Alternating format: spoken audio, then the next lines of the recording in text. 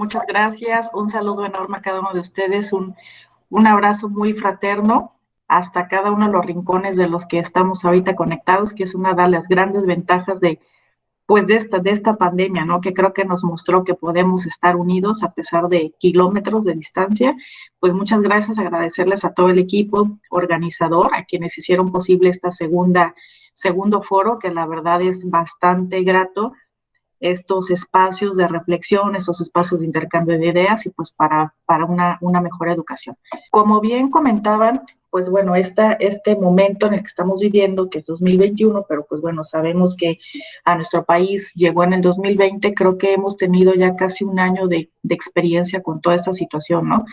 Y debido a ello, pues la conferencia o la plática que les vengo en este caso a compartir el día de hoy, pues se denominó Retos de la práctica docente en tiempos de pandemia, ¿no?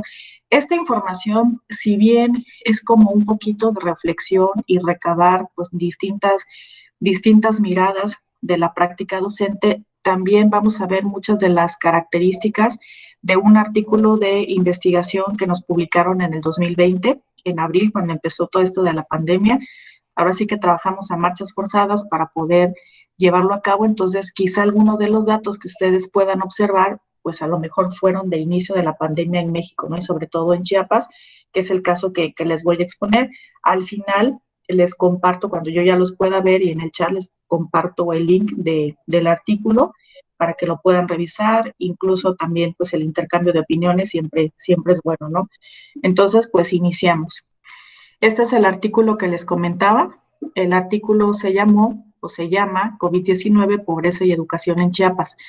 Un análisis a los programas educativos emergentes. Creo que todos los que estamos dentro de la parte de la educación, pues sabemos que realmente nos llegó a la pandemia sin saber, ¿no? Escuchábamos en los medios de comunicación en diciembre de que estaba del otro lado del mundo, ¿no? Y nunca creo que nos pusimos a pensar, o creo que poco reflexionamos en que cuando hay una situación de esa magnitud, por las mismas relaciones del ser humano, que el ser humano es una persona pues itinerante, pues obviamente esto nos iba a llegar, ¿no? Tarde o temprano nos iba a llegar al otro lado del mundo, a México, y pues bueno, ¿qué estábamos haciendo? Quizá no se tomaron las previsiones de que a lo mejor tuvimos una ventaja de que empezó del otro lado, ¿no? Y a lo mejor no aprendimos de ese antecedente de distintas partes del planeta, ¿no? Pero bueno, nos llegó, no estábamos preparados, incluso en este caso, pues acuérdense que nos llegó la notificación, si no me recuerdo, fue como el 20 o 21 de marzo, cuando empiezan a suspender pues, las actividades, ¿no? Y bueno, ahorita vamos a manejar un poquito esto. Entonces, este es el artículo que les mostramos, que lo hicimos pues de manera conjunta con el doctor Luis Alan Acuña Gamboa. Bueno, quienes lo conocen, pues también es mi esposo, entonces pues también compartimos pues esta parte de la investigación, él también la parte educativa, a mí la parte de pobreza, entonces bueno, fue un punto, pensamos, y ahorita ustedes me irán diciendo si sí o no, pensamos que estos dos puntos de la educación y la pobreza o las desigualdades sociales que se gestan en muchos rincones están muy relacionados, ¿no? Incluso uno es determinante de otro, como vamos a ver mucho más adelante. Entonces, esta fue publicada en mayo, si no me recuerdo, y la pueden encontrar. De todos modos, les dejo la liga de internet para que la puedan revisar con más detalle. Entonces, a partir de lo que investigamos en este momento y de lo que se expone en el actual artículo de investigación, encontramos ciertas situaciones, ¿no?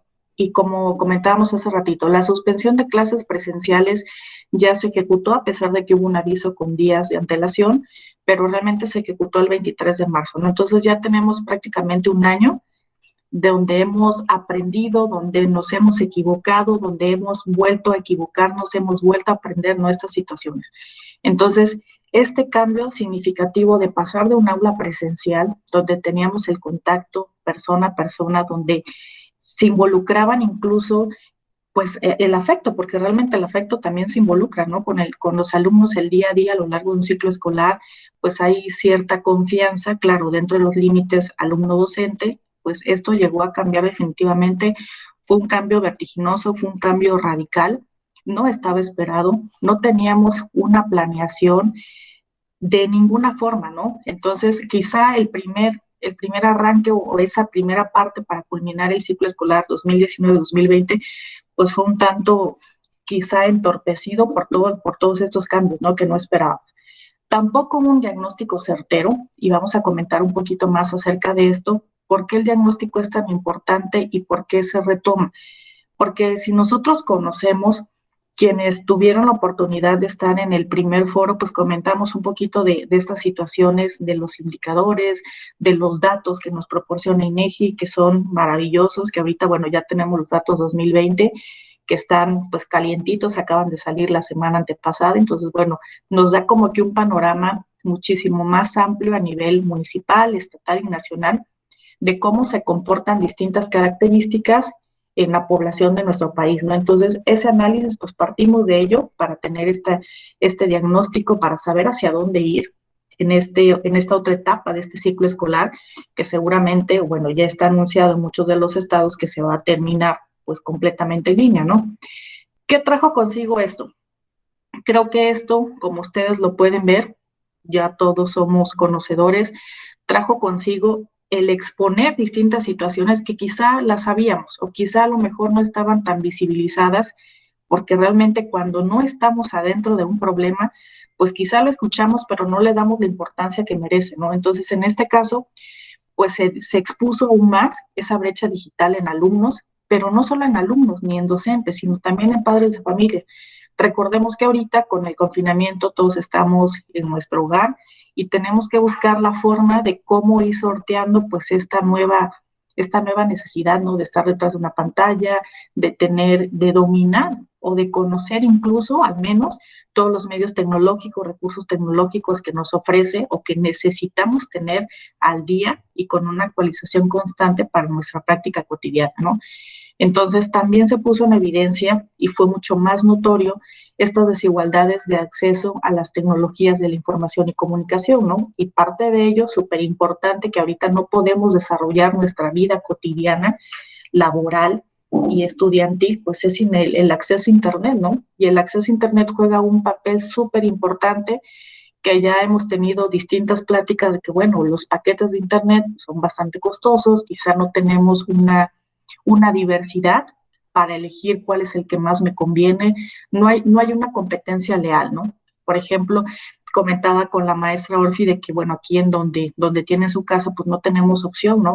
O es megacable o es megacable, ¿no? No podemos tener siquiera esa parte de una competencia justa en función de una ley de oferta y la demanda. La demanda es creciente, pero bueno, la oferta aquí en este punto donde yo me encuentro, pues es o este, ¿no? Entonces, pues nos tenemos que adaptar a los costos que esto impacte, y pues bueno, entonces muchas situaciones como estas que les comento son características de un montón de lugares y rincones de nuestro país, sobre todo Michoacán, Chiapas, Oaxaca, Guerrero, que son estos estados de la República que tienen como que una diversidad, tenemos una dispersión de población bastante alta, entonces estas desigualdades, pues no cualquier persona va a tener el acceso a, ¿no? Entonces, bueno, fue una situación que creo que se puso mucho más en evidencia, que incluso a lo mejor no se había pensado. Se sabía, ¿no? Que habían estados pobres, que habían regiones de nuestra República Mexicana pobres, municipios, y quizás los teníamos identificados, ¿no? Teníamos una vaga idea o una noción de ellos, pero ahorita creo que esta situación es mucho más visible, más notoria, y bueno, es un foco rojito de atención para implementar políticas públicas, para implementar planes y programas en la mejora de esto, ¿no? Otra de las cosas que implicó, pues bueno, de manera repentina nos llegan estas escuelas multimodales, ¿no? Entonces, ¿cómo le hacemos? Hay escuelas, en este caso, que tienen ciertas características, las telesecundarias, bueno, que estaban como que un poquito más apegadas a esa realidad que vivimos. Sin embargo, pues ya también empiezan a tener ese cambio, ¿no? Tanto escuelas públicas como particulares, entrarle al reto de una educación multimodal. Implica también o implicó una actualización tanto técnica como pedagógica, ¿no? Porque si bien nosotros pues estábamos acostumbrados a llevar ciertos contenidos de cierta manera en el día a día, de manera presencial, de hacer los equipos, organizarlos, hacer algunas dinámicas donde pues, los chicos corrieran, etcétera, pues ahora es un cambio, ¿no? Entonces, pues es una necesidad también que de repente nos llegó sin pensarlo, a lo mejor tuvimos que hacer y seguimos haciendo muchas cosas que a lo mejor ni pensado antes, ¿no? Quizás hace 2 años ni pensado que, bueno, tenía que meterme, hacer esto o detrás de una pantalla, pues estar estirando las manos, estar brincando, estar captando la atención de alguien detrás, pues es difícil, ¿no? Si incluso en el aula de manera presencial tenemos ciertos niños con necesidades educativas especiales, pues bueno, aquí es todavía mucho más complejo.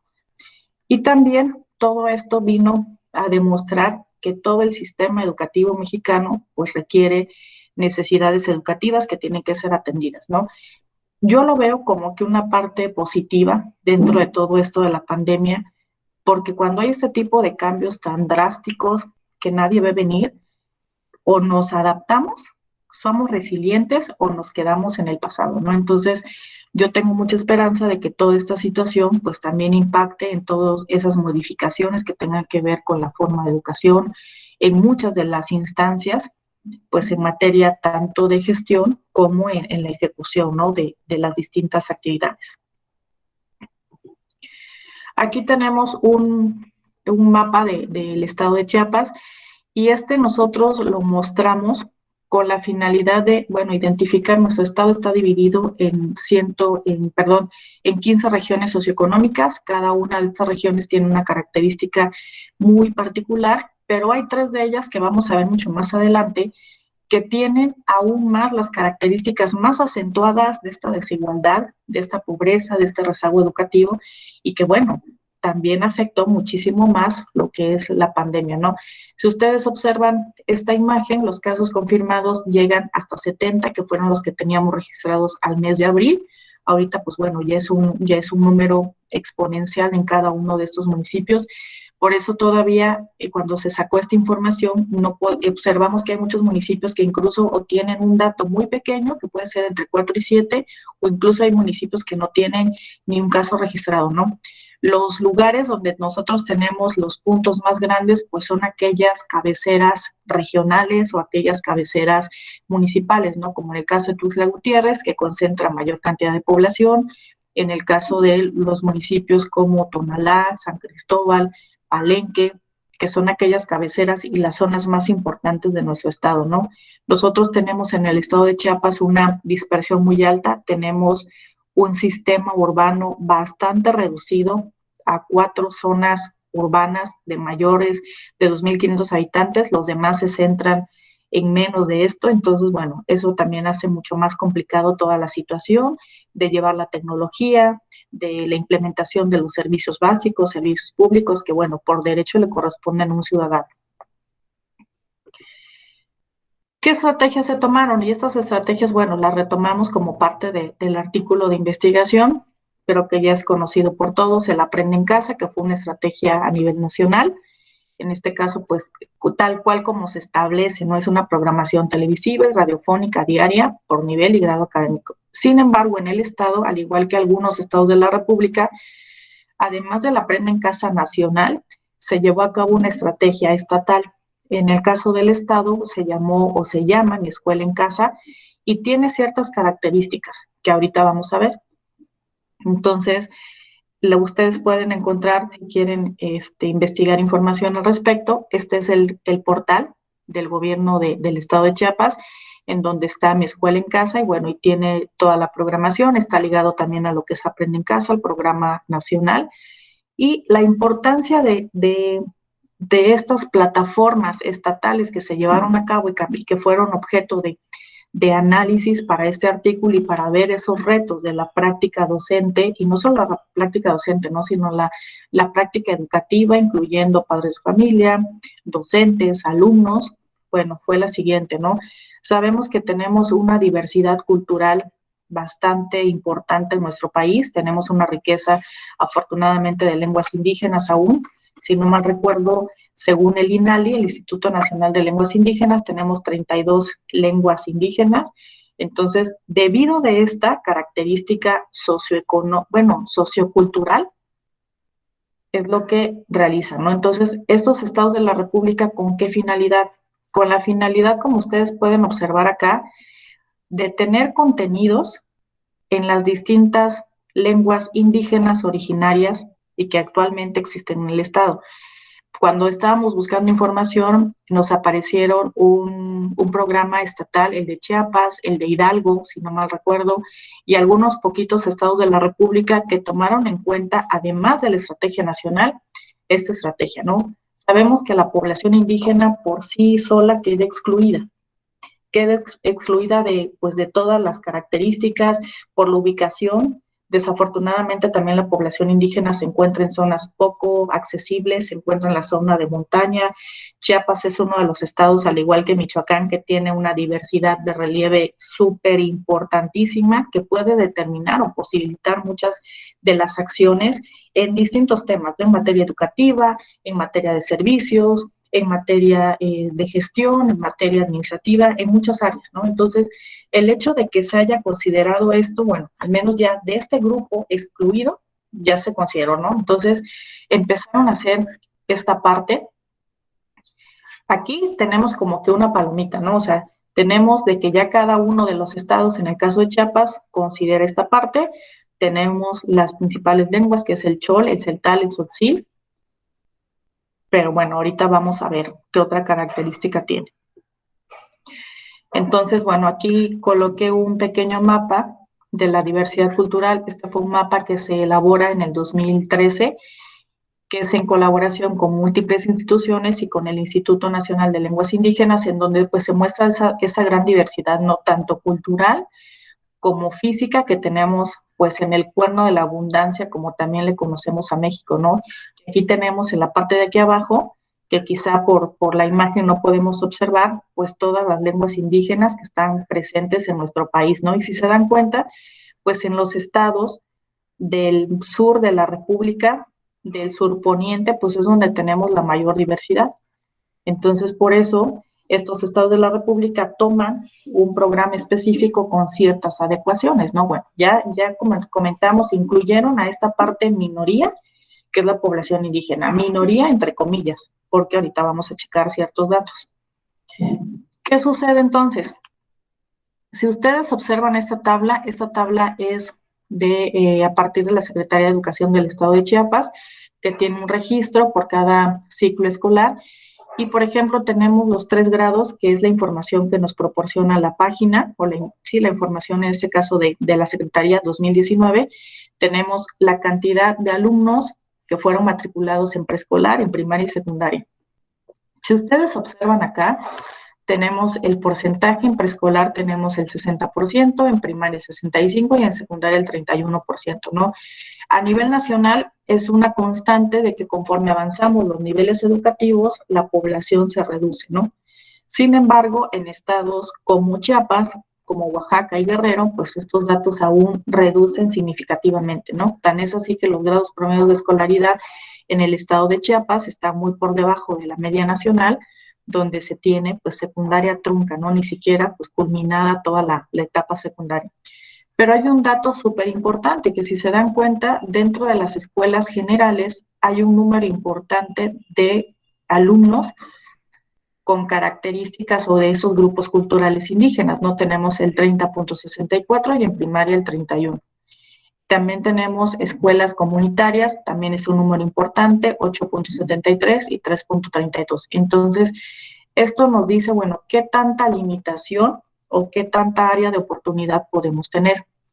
Si a eso le agregamos a estos datos duros que nos muestra para el año 2000, creo que fue el ciclo escolar 2018-2019, si no mal recuerdo, se toman en cuenta estos datos y además de eso, agregarle que también esto hay que considerar que hay un analfabetismo en el caso de Chiapas, sobre todo en estas comunidades indígenas donde hay prácticas culturales, donde en este caso pues el hombre, bueno, puede ir a la escuela, la mujer muchas veces se queda en casa o a lo mejor nada más aprende a leer y escribir. Hay un rezago educativo como consecuencia de todo esto y además de esto, en la actualidad pues hay un analfabetismo digital, ¿no? Este analfabetismo digital también es una restricción a todo este proceso que estamos viviendo. Otra de las características, y aquí retomo de manera textual parte del artículo y me voy a permitir leerlo. La educación multimodal a través de plataformas educativas, programaciones nacionales y estatales de radio y televisión y en los y con los cuadernillos de aprendizaje, tanto en español como en lenguas indígenas, el Chol, Celtal, Tzotzil y Tojolabal, para el caso de Chiapas, en los niveles de educación básica y especial, con la intención de velar por la inclusión y la equidad equitativa educativa de los estudiantes chiapanecos. Esto nosotros lo tomamos porque es como el objetivo que se planteó con Mi Escuela en Casa. Sin embargo, sí se está tomando esta pequeña parte o esta gran parte para el estado de Chiapas, es una parte sumamente importante de población indígena, la estamos incluyendo. Pero habría que tomar como que en cuenta si realmente es una inclusión o es una integración. Porque si ponemos también o exponemos las situaciones de este analfabetismo por parte de los padres, por parte también un analfabetismo digital o un analfabetismo tecnológico, pues esta parte, lejos de ser incluidos, pues también se van a mantener al margen, ¿no? O a lo mejor van a ser integrados, pero no en su totalidad.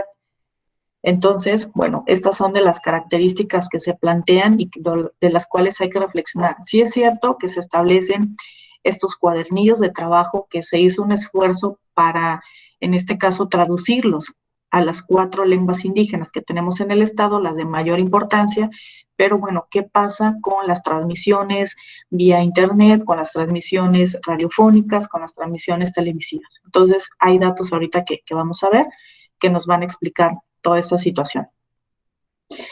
Esta grafiquita o estas 2 gráficas que ustedes observan son súper importantes, a pesar de que fueron en el 2000, creo que son 2015, si no mal recuerdo, ahorita ya están actualizadas al 2020. Tenemos el porcentaje de viviendas con internet a nivel entidad federativa. Obviamente, el Distrito Federal es quien encabeza, sin embargo, la cobertura es un poquito arriba de la media.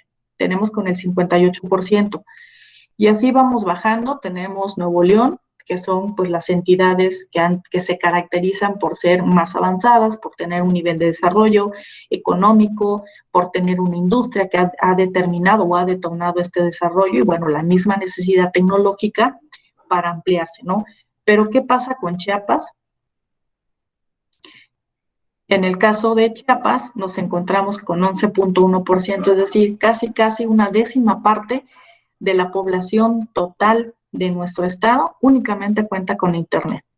Y en el caso de Michoacán, bueno, se duplica, ¿no? Pero aún así estamos casi una quinta parte de la cobertura de internet en los hogares. Entonces, bueno, ¿cuál es el reto? ¿No? Hay un reto enorme para, bueno, estos programas, Aprende en Casa, Mi Escuela en Casa o algún otro que haya desarrollado algún otro estado de la República, bueno, consideraron estos datos, hay que checar, ¿no? La situación actual y nuestra realidad para entender qué efecto o qué nivel de satisfacción y de excelencia podemos alcanzar con estas situaciones, ¿no? Entonces, por eso les decía, sí es cierto que se traducen los cuadernillos a estas 4 lenguas indígenas, pero ¿qué pasa cuando seguramente gran parte de los municipios, o si no es que todos los municipios que concentran población indígena, pues no cuentan con este acceso a Internet?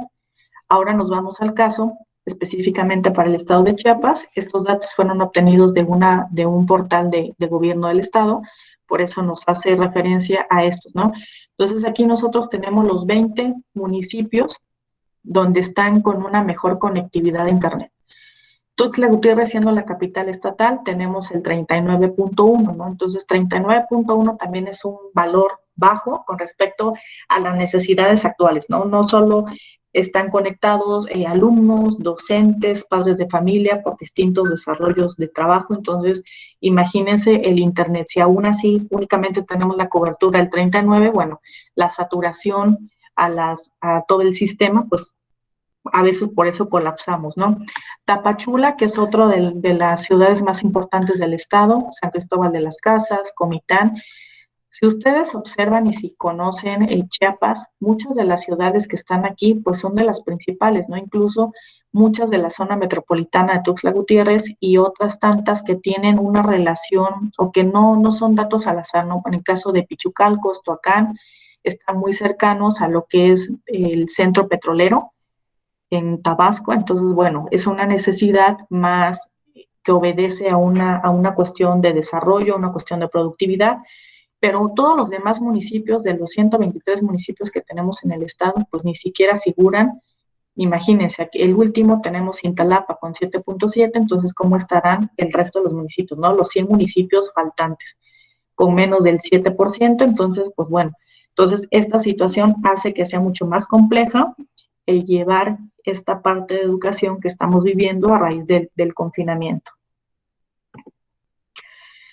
También ligado a todo esto, nosotros aquí exponemos también en el artículo de investigación, exponemos cuáles son el comportamiento de los distintos niveles de pobreza, ¿no? Hablar de pobreza es un tema que tiene muchísima información, hay muchísimos datos, hay muchísimas personas que se dedican a esto y hay clasificaciones de pobreza muchísimas, ¿no? Pobreza rural, pobreza urbana, pobreza por capacidades, una infinidad de clasificaciones. En este caso se retoma la pobreza en general, donde si ustedes observan, las regiones que están marcadas con un color más oscuro son aquellos municipios que pertenecen a regiones de población indígena.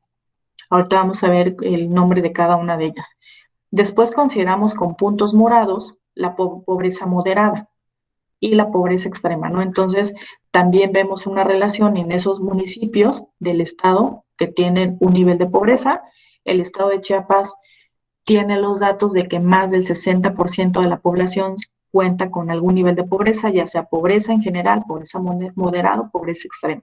Y a nivel nacional, pues también tenemos un dato importante que es cerca del 50%, a pesar de que se han implementado múltiples programas de combate a la pobreza que no han surtido efecto, ¿no? Al contrario, año con año, o en este caso década con década, se hacen los análisis, se hacen evaluaciones por parte del Coneval, y bueno, los números de pobreza, lejos de incrementar el porcentaje, la proporción, pues sube, ¿no? Si lo vemos en términos absolutos, pues es un tanto lógico por el nacimiento y la aparición de personas, pero nos importa el porcentaje, ¿no? ¿Qué proporción de la que hay sigue en alguna condición de pobreza y desafortunadamente va en aumento?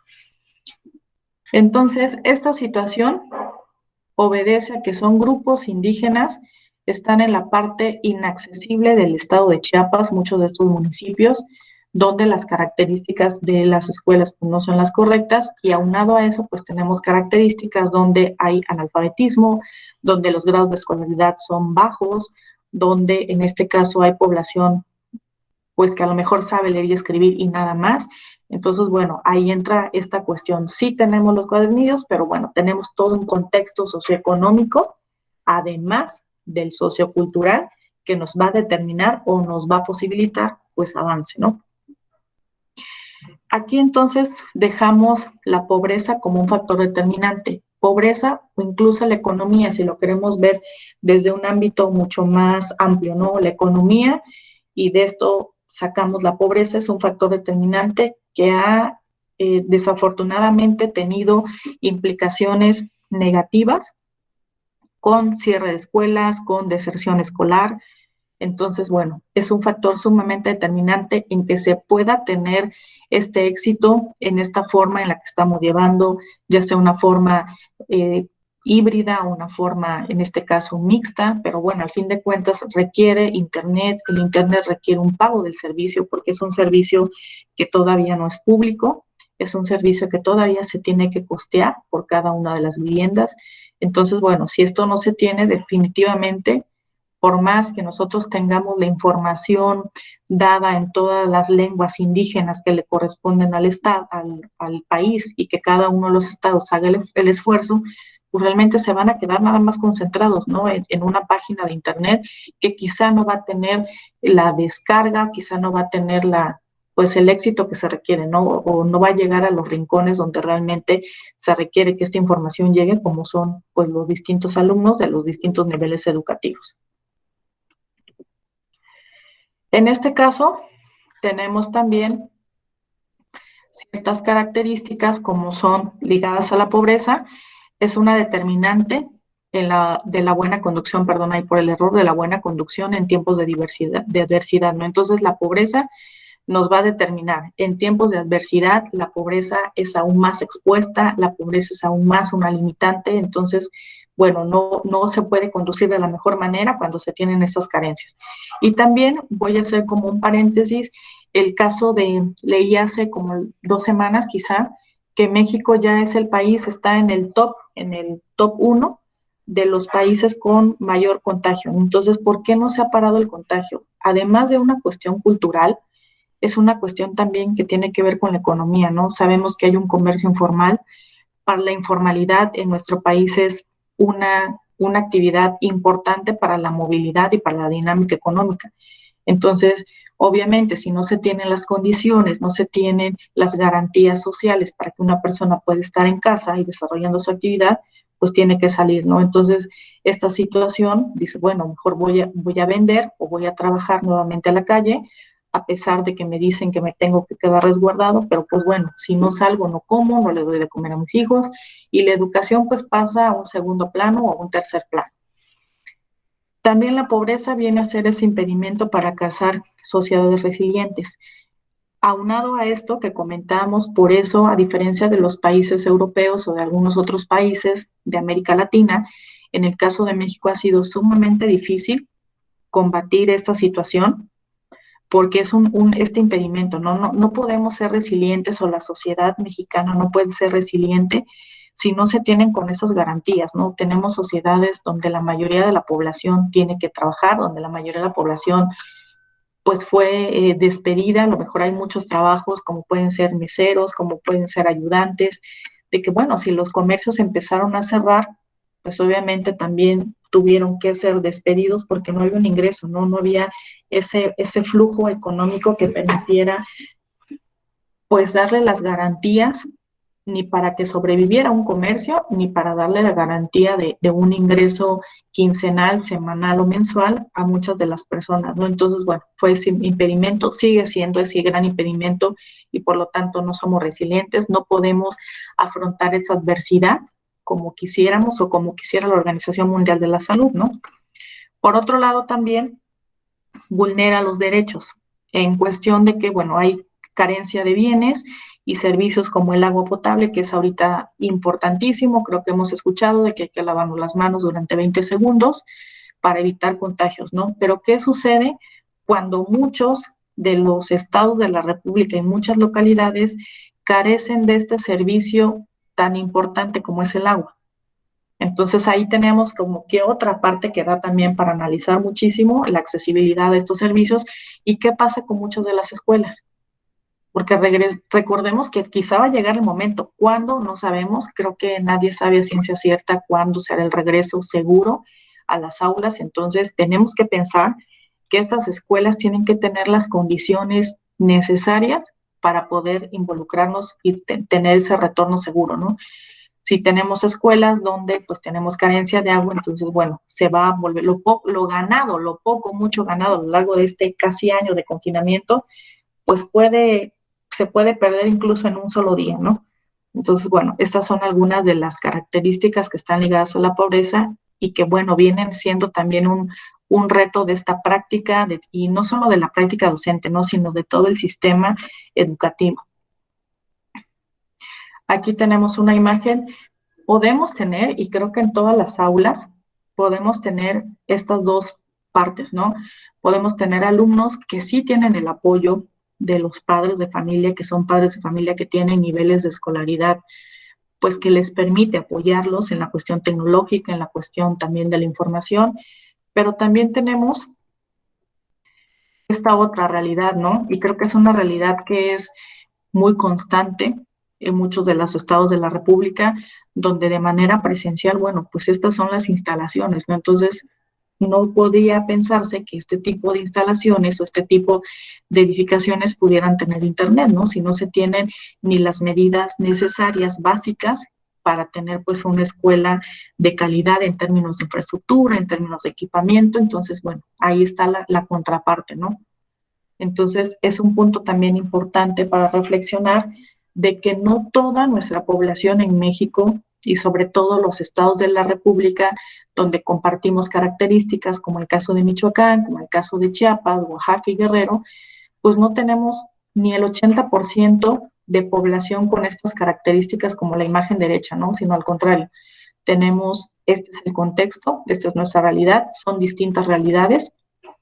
Entonces, es un área de oportunidad para replantear muchas de las acciones y estrategias que se van a seguir tomando y que tenemos que ir cambiando con el día a día e ir modificando estas para que los niveles de éxito alcanzados en esta forma de educación, pues bueno, tengan como los mejores resultados, si no el 100%, pero que cada vez vayan acercándose más a ese porcentaje.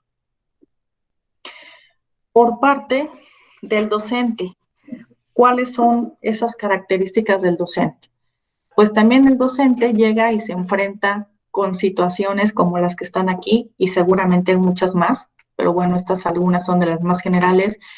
Hay un desinterés o un aparente desinterés. Quizá a veces nosotros decimos que hay desinterés cuando estamos viendo a los alumnos, pero a lo mejor este desinterés también obedece a la cuestión económica que ya hemos comentado, ¿no? A lo mejor yo sí me quiero conectar a la clase, pero pues normalmente mi internet pues es muy malo porque pues mis papás pudieron pagar el internet más básico o a lo mejor me lo cortaron. Entonces, bueno, es una situación que ahí está.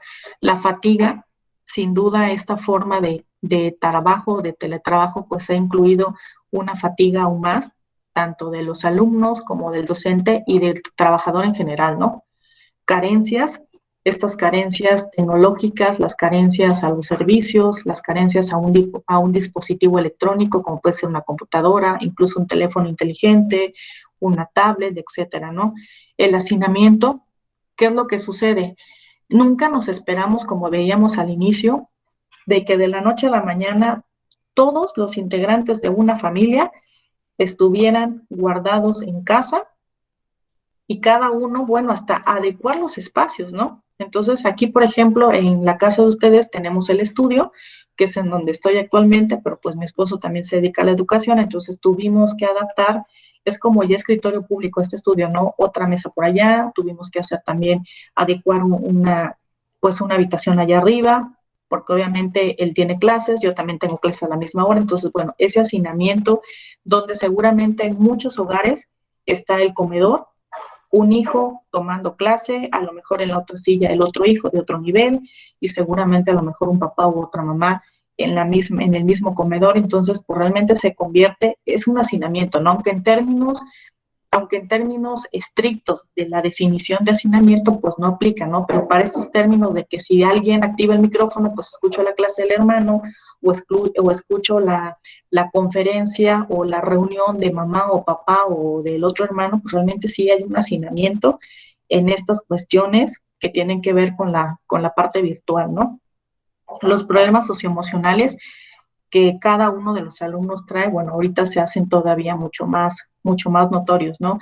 Muchos alumnos también se tienen que quedar en casa cuando pues los papás sí tienen que llevar a cabo la asistencia a su trabajo, que no puede ser o teletrabajo, sino que se tienen que movilizar a su punto de laboral. Entonces, pues muchos niños se quedan solos en casa, entonces, bueno, se empiezan a exponer aún más estos problemas socioemocionales por parte de los niños y adolescentes, ¿no?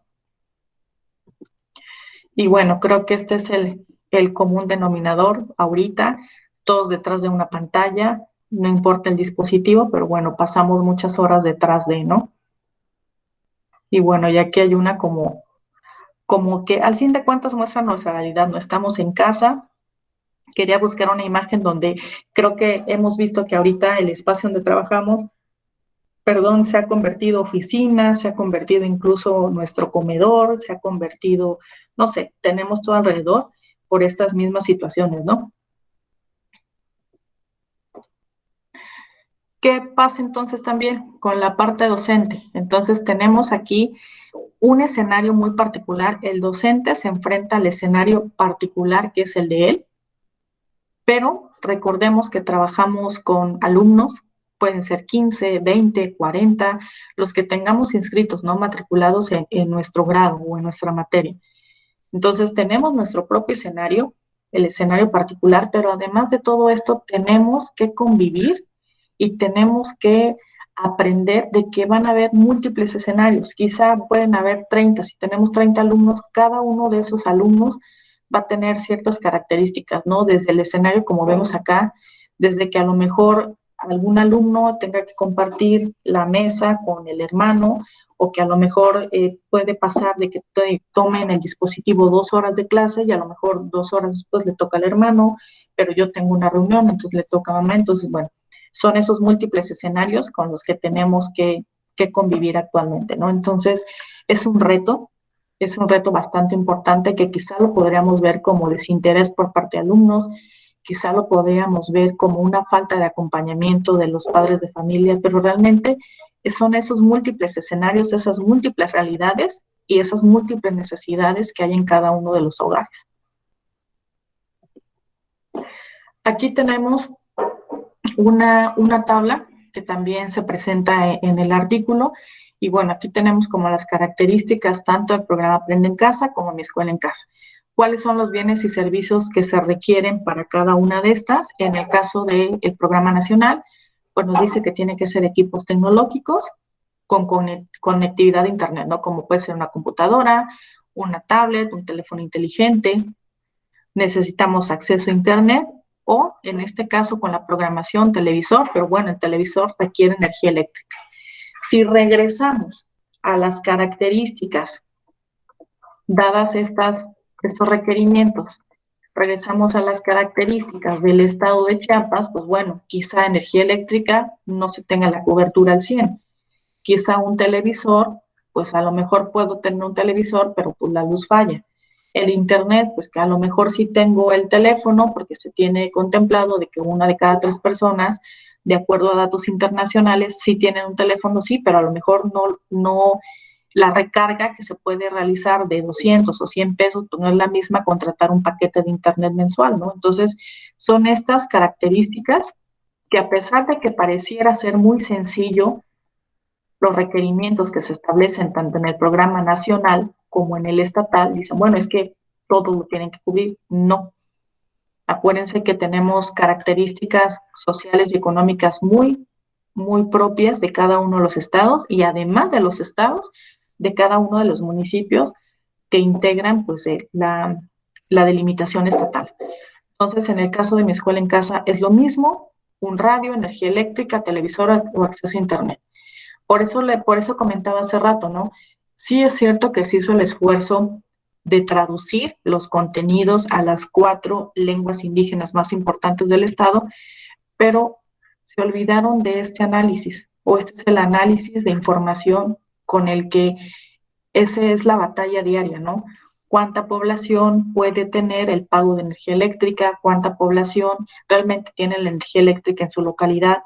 ¿Cuánta población puede pagar el Internet? Porque sin duda requiere un pago mensual. O sea, la recarga con tarjetas yo creo que es una opción muy poco viable por lo que implica, o sea, los datos móviles se van muy rápido y estar pagando 100, 200 pesos, pues realmente creo que a nadie le conviene, ¿no? Sobre todo si consideramos las características económicas del promedio de la población chiapaneca. Aquí tenemos también otras de las características que se tomaron para hacer este estudio del artículo que les comento, que fueron a nivel estatal y municipal. Se tomaron variables como vivienda, donde se veía la disponibilidad de Internet a una computadora, celular y televisión, que son datos que se pueden encontrar en INEGI. Ahorita pues ya están actualizados al 2020. La educación, se checó los niveles de escolaridad, las características del capital humano en la educación básica. En vivienda, se consideran aquellas viviendas con acceso a Internet y con disponibilidad de agua, ¿no? Como parte de los servicios básicos que requiere actualmente la pandemia para afrontarla. En educación se tomó el rezago educativo, en pobreza, cuál es la población en situación de pobreza extrema y moderada, y la etnicidad, la población de 3 años y más que habla lengua indígena, ¿no? Que es la variable que toma INEGI, pensando de 3 años que los niños ya pueden hablar perfectamente, y bueno, ya se puede establecer si hablan una lengua indígena, si son bilingües o pues solo el español. ¿Cuáles son los retos entonces de todo esto? Los retos de toda esta situación vienen a ser que hay que repensar esta educación mediada por la tecnología, ¿no? Pareciera que como comentamos al inicio, ya tenemos casi un año de trabajo, pero aún así tenemos que ir pensando, tenemos que ir haciendo esos cambios, esos ajustes diarios, incluso trimestrales o mensuales, para que realmente, considerando estas realidades completamente distintas y completamente, incluso bastante distantes una de la otra, podamos repensar estas estrategias.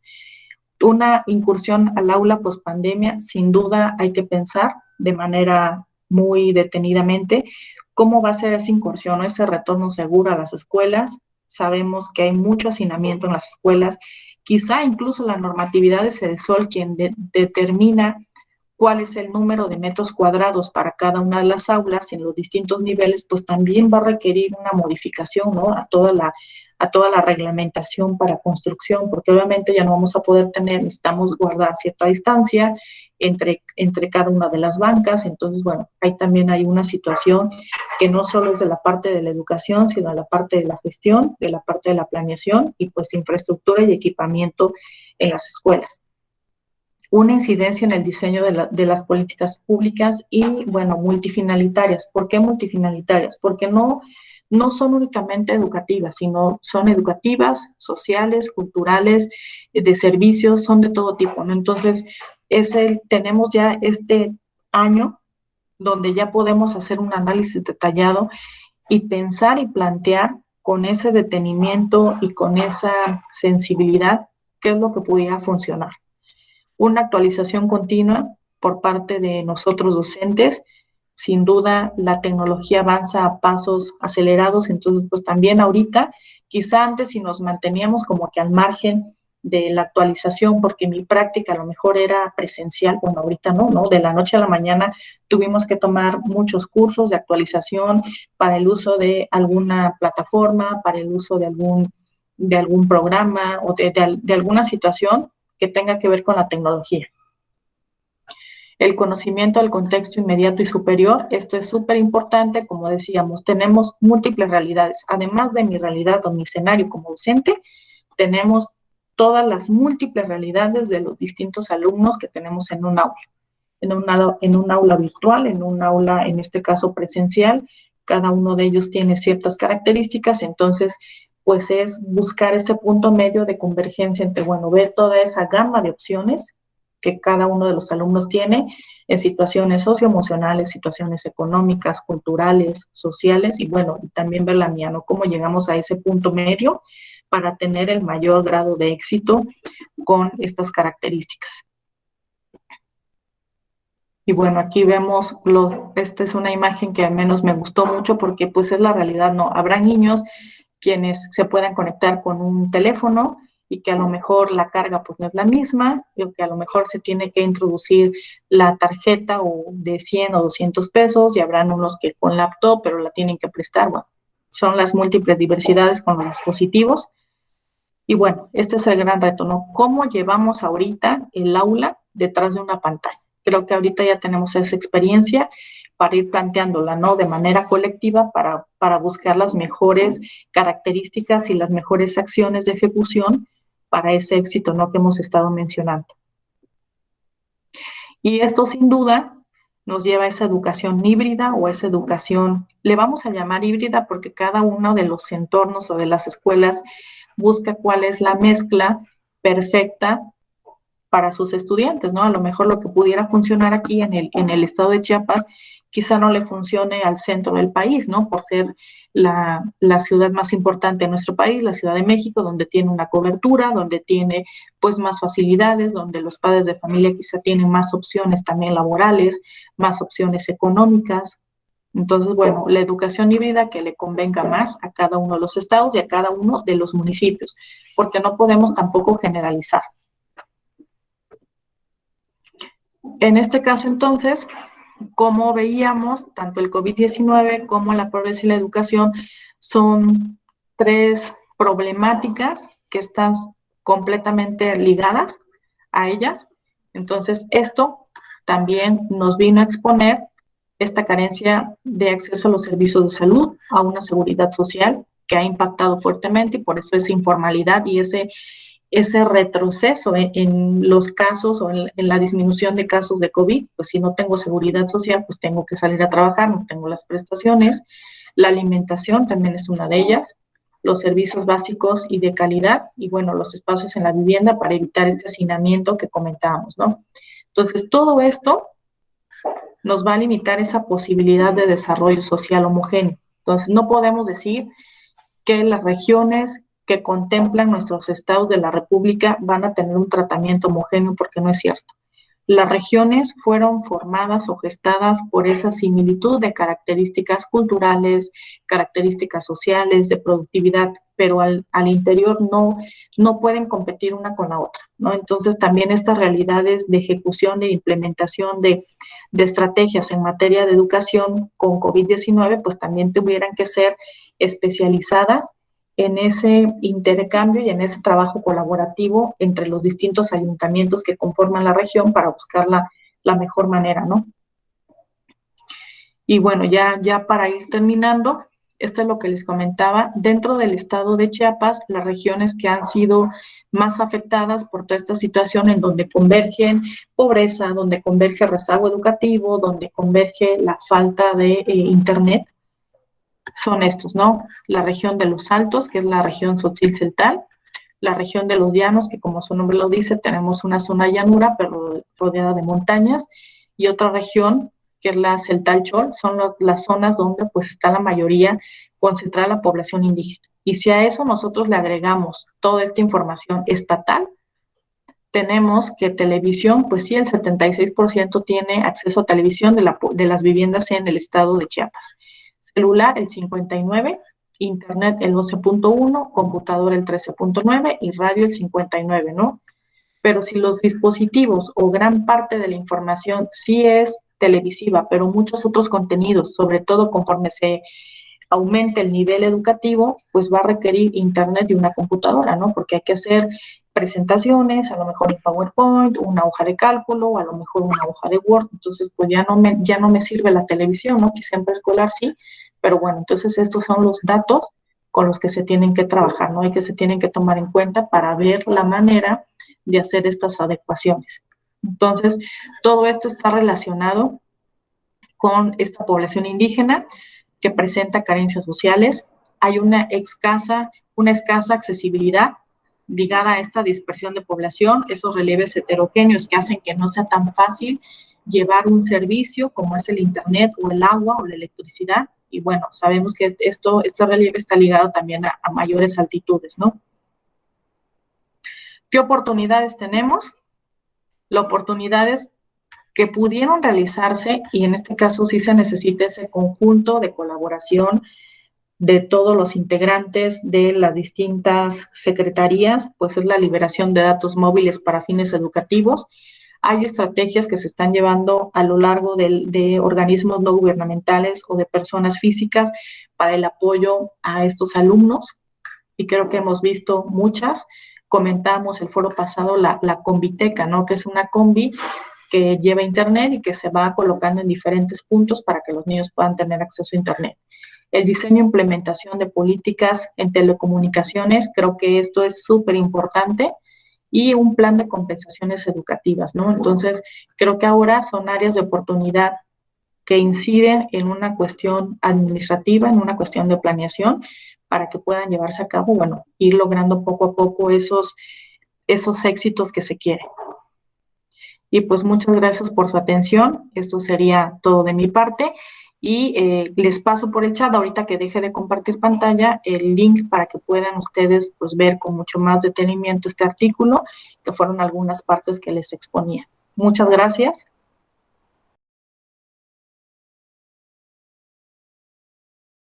Gobierno de Michoacán. Michoacán se escucha.